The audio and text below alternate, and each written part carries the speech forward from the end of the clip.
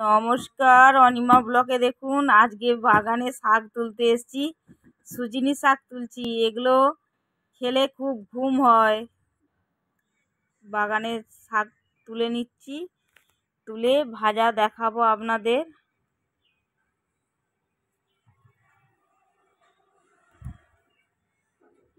দেখুন কত সুন্দর শাকগুলো হয়েছে।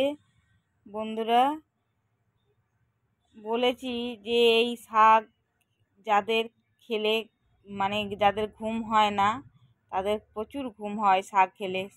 শাক ভাজা তুলে দিয়েছি। আজকে শাক ভাজা আর আলুর একটু পটলের তরকারি করেছি আজকে বাড়িতে।